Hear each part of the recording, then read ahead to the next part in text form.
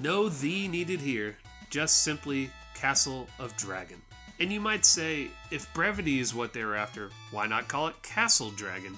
Well, I suppose that would imply that the castle was also a dragon, or maybe that the dragon was a castle in itself, or maybe a person named Dragon lived in the castle, which could also mean that a dragon's first name was Castle?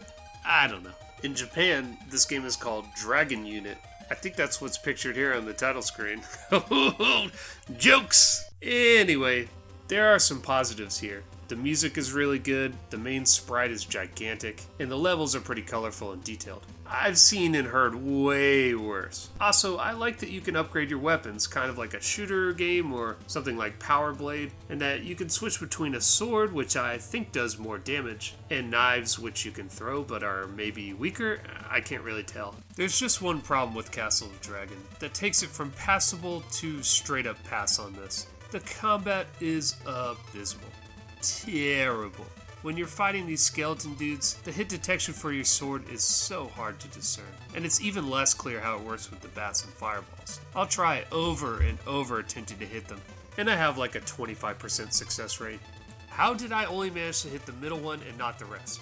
They're right next to each other. Throughout the game, you're either fighting enemies where you just mash the B button until they're dead, and somehow the bad guys just all die before you do, or you fight monsters who just get right the fuck up next to you, just as close as possible, so they're sucking in your breath and licking your goddamn eyeballs. And then, they ever so gently just run into you repeatedly until you die, and your character has no recovery. So once they start damaging you, you're bound to get hit multiple times in a row before you can jump away. Except that they also follow you so closely that even if you leap over them and ever so awkwardly turn around to swing your sword, you only get one chance to weakly stab them before they start dry humping you to death. The first bad guy of the third level is like a roly-poly, so not only does he do all of the above evil, but he's also low to the ground, which means you get hit, you jump away, you slowly turn, you duck, and you're super dead. So yeah, Castle of Dragon is hard. Really hard. Unfortunately, while the awful combat does contribute to the game's difficulty, most of the challenge comes from one of my least favorite reasons: a lazy arcade port.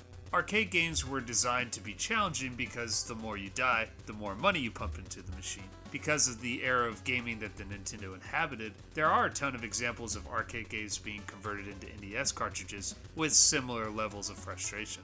While some titles like Bubble Bobble made the transition rather painlessly, famously grueling examples like Ninja Gaiden and Ghosts and Goblins did not fare quite so well. Since you can't pump in quarters to keep playing, Castle of Dragon has to compensate in other ways to try and extend its replayability. How do you make a very short game like this last longer? By giving you only one life and no continues, so once you die, it's back to the start screen. That is one way to make it harder. Bye! I'm really not trying to solely pick shitty games and critique them. There are tons of people out there on the internet that have already done that, and only one of them is really worth a damn. These games are 30 years old, and even the absolute worst NES games around are still better than any game I could make. But if you had to choose between this and 700 other NES titles, then pick one of the other 700. Well, probably at least 100 are worse than Castle of Dragon, so 600 options? Not bad. So it's got that going for it, right? I wanted to see the rest of the stages of the game, so I said screw it, let's cheat and bust out the Game Genie. Even with infinite health, Castle of Dragon remains extremely frustrating. These short platforming sections still equal instant death, and the bosses take forever to defeat.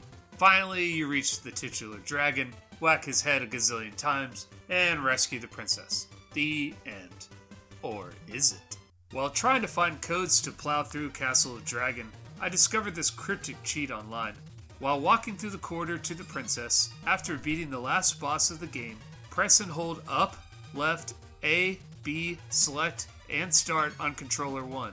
Something noticeable will change when you meet the princess compared to normal, which is not discussed here for spoiler reasons. Not discussed here for spoiler reasons? Oh, pardon me, sir. I didn't know this was a formal affair. So I beat the final boss. I awkwardly splayed my fingers to press and hold almost every button on the controller, and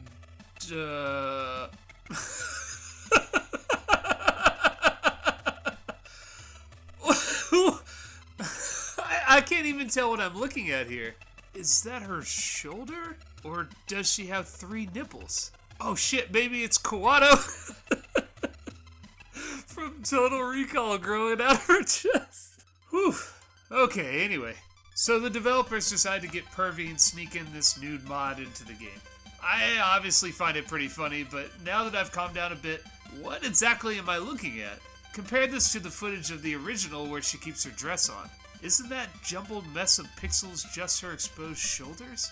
I really hope zooming in on this supposed cartoon nudity doesn't get me kicked off YouTube. But if it does, it was worth it to take a long, hard look at this sweet 8-bit centerfold. Ooh.